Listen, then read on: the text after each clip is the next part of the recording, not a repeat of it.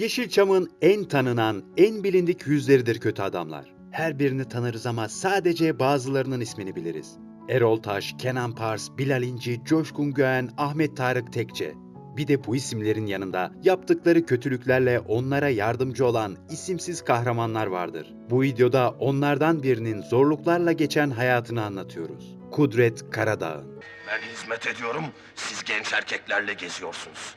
Sana benim yaşımda olgun erkek lazım, yaşlı erkek lazım. Benim gibi ruhunu okşayacak erkek lazım. Bundan sonra sen bana hizmet edeceksin.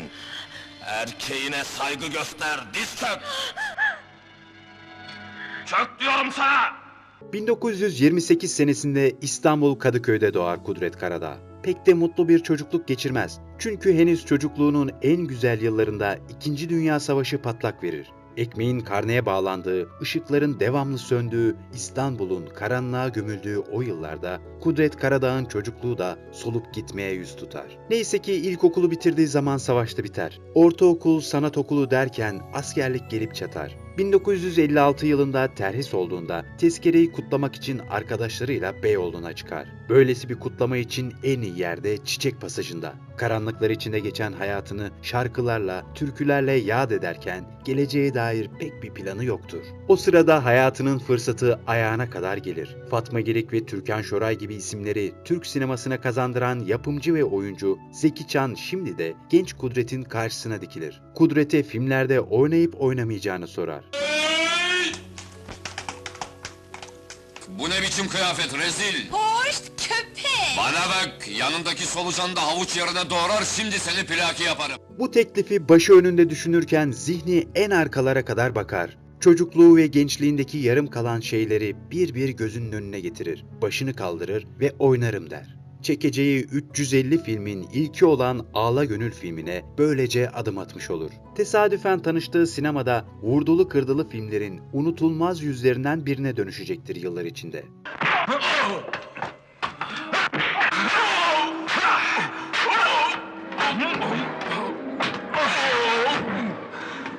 Sinemaya kötü adam olarak başlar ve öyle de devam eder. O yıllarda başrollerde Muzaffer Tema, Turan Seyfioğlu, Kenan Artun ve Ayhan Işık gibi isimler vardır. Dayağını yemediği bir jön yok gibidir. Yine de en çok Cüneyt Arkın'la oynadığı filmlerden hatırlarız onu. 30 yıl boyunca filmlerde beraber çalışırlar. İkilinin filmleri saymakla bitmez ama Soysuzlar, Yıkılmayan Adam, Adalet, Akrep Yuvası ve Kara Murat bunlardan bazıları.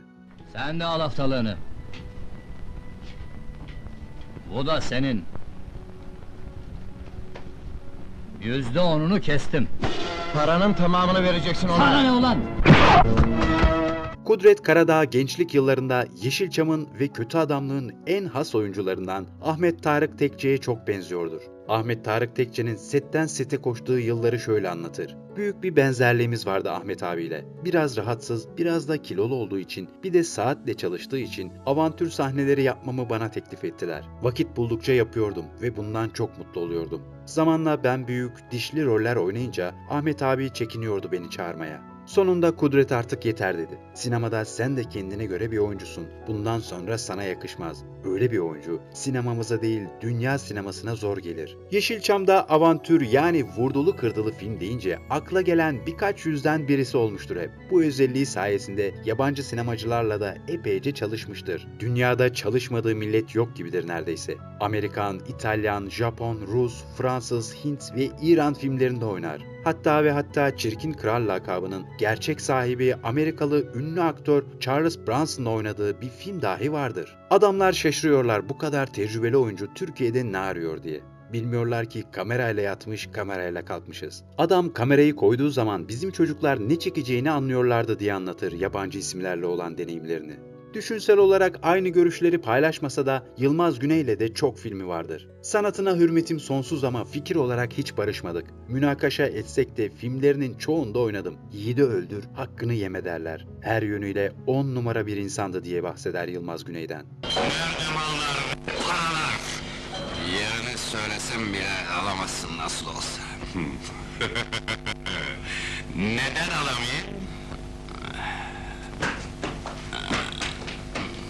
Nefes, nefes, Nefesin yetmez. 1994'e kadar 350 civarı filmde oynar. Bu sayı onu Yeşilçam'da en çok film çeken 10 isimden biri yapar.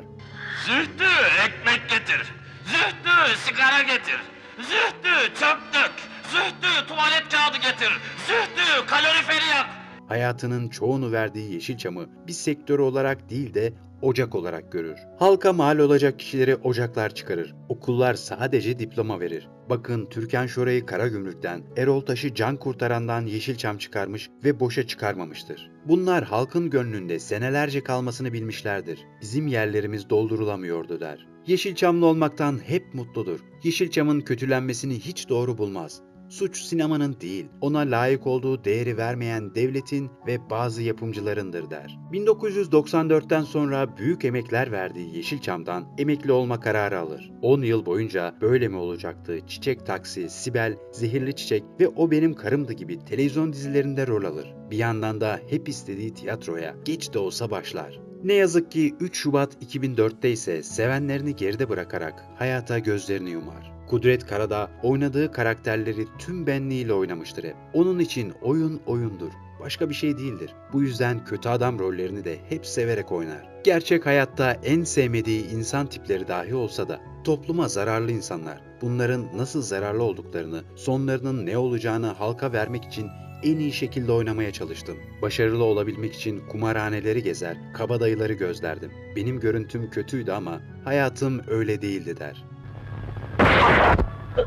Evet mi?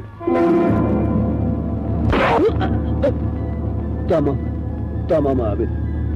Kudret Karadağ ve onun gibi Yeşilçam'ın diğer isimsiz kötü kahramanları oynadıkları karakterler için, sinema için böyle samimi duygular beslerken çoğumuz bunların farkında bile değildik. Bizler için ekranda birkaç dakikadan fazla görünmeyen, kötülüğünü yapıp dayağını yiyip köşeye çekilen insanlardı. Hak ettiği değeri görmeyi bir kenara koyalım. Kötü karakterlere hayat veren birçok oyuncu, kimileri tarafından hakaretlere uğradı, sopalarla dövüldü. Kötü adam olarak başladım ve öyle de devam etti der Kudret Karadağ. Çok tepkiler aldık, taşlandık, yuhalandık, kovalandık ama bugün Anadolu kültürü gelişmiş durumda ve bizleri çok seviyorlar. Hatta Türk sinemasının yükünü çektiğimiz için bizlere ayrı bir sevgi gösteriyorlar der. Şimdilerde değerini yeniden hatırlamaya çalışsak da o hayattayken bunları konuşmamanın derin üzüntüsünü çekiyoruz. Sinemamız için hayatları pahasına çalışan, sevdikleri iş uğruna her şeyi göze alan Yeşilçam'ın tüm isimsiz kahramanlarına selam olsun. Bir sonraki videomuzda görüşmek üzere. Sağlıkla kalın.